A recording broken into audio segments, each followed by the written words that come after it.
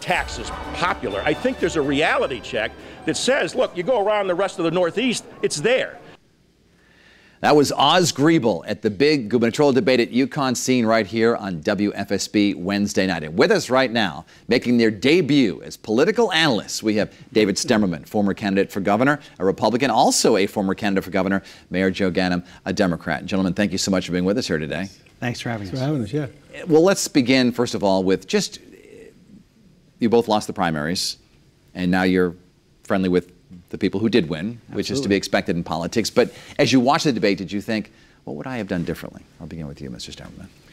I'm happy that we've got a nominee that's going to represent our party well, and so I was there to cheer him on and to make sure that the message that he's articulating, which is we can't have a third term of Dan Malloy and our state needs to move forward with change and new leadership. I was pleased with him delivering that message and happy to have him there. You were a very feisty debater, Mayor Ganim. Do you think that Mr. Lamont needs to step it up and be more feisty? No, I think he's hit his stride really in a lot of ways. I think he's talking to Connecticut, he's talking to voters.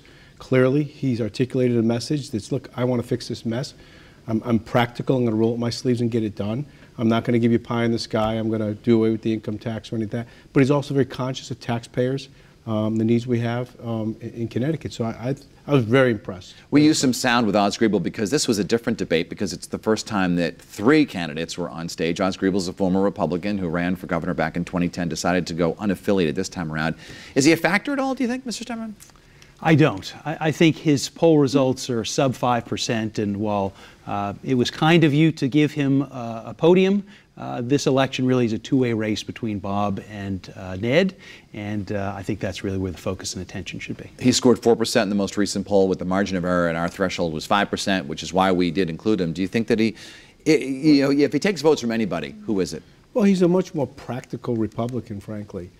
He talks about, he doesn't come in with the extreme kind of perspective, again, of trying to, which unrealistically, to try to eliminate the income tax.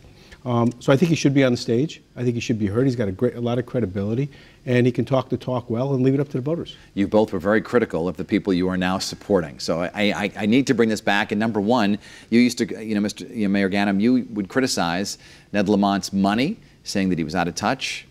What do you think now? I think there has been demonstrated to me. Well, yeah, I think clearly if you watch that debate or the series of debates and his personal appearances, which he is everywhere, talking to people. He's talking about things we talked about in that primary. He's talking about the needs of cities, at the same time, the needs of people in cities and towns all over Connecticut. Not cutting education, but supporting good quality public education, supporting things like access to good quality health care and fighting for and preserving the Affordable Care Act and all the things that we need to do in Connecticut. So yes, I think this is a time when voters need to focus in, and I think when they take a good hard look at Ned Lamont, they're going to like what they see. And Mr. Stemerman, you were very critical of Mr. Stefanowski's plan to eliminate the income tax. You said it just was not feasible, cannot be done. And now you're on his team. Can it still not be done? Is it still impossible?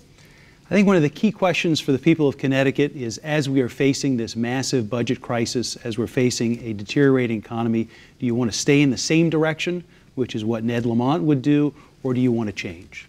And the other key question for people, when I went all around the states and I said, how do you think we're doing here in Connecticut? And people would say, not so good, or they'd start laughing, saying, you're not really asking me that question. I said, well, why do you feel so bad? And they said, well, because my taxes are too high and I can't afford to stay in my house. I'm literally being forced out of my home. And so you have a clear choice. What's going to happen after this election? We have this massive budget deficit. If Ned is elected, he's going to do the same thing as Dan Malloy. He's going to raise your taxes.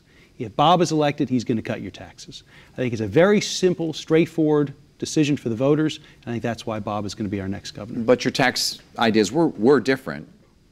Do you think he can actually eliminate the income tax?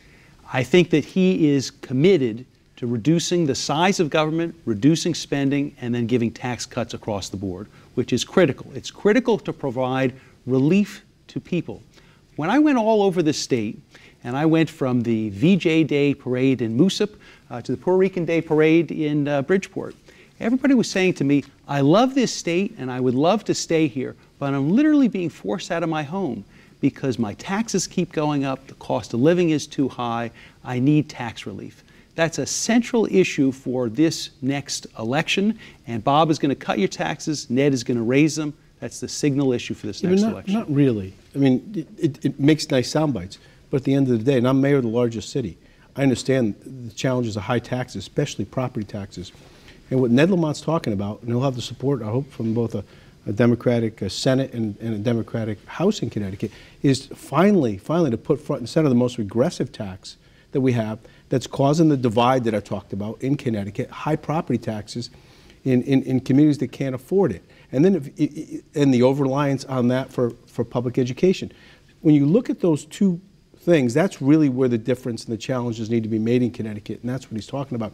Look, this is not the first time a Republican candidate, has talked about eliminating the income tax. It's kind of that recycled thing that sounds good right about now in October as you head towards November. Once you get into January, after they raise the right hand, they find out, well, you know what, that really can't be done. Or the attempts will do it, will devastate cities and towns and any small aid that they continue to get. Both of you have differences. If I could just follow up on wait right now. Just so, on this point on tax cuts, this was one of the points I thought Bob made very clearly in the election, is that you began with Ned starting the campaign saying, I'm going to raise your taxes. But now he's saying, I'm going to cut your taxes. And so the debate has now moved on, should we be raising taxes or cutting taxes? And so if you want somebody who's going to cut taxes, do you want the real guy who's going to cut taxes? Do you want some guy who keeps shifting his plan and say, maybe I'll cut taxes here, maybe I'll cut taxes there? Our former Senator Joe Lieberman said Republicans were put on this planet to cut taxes and cut regulations. And so if that's what we need in this state, which I think it is, why not get the real thing? We're going to take a quick commercial timeout. More with Joe Ganim and David Stemerman when we come back.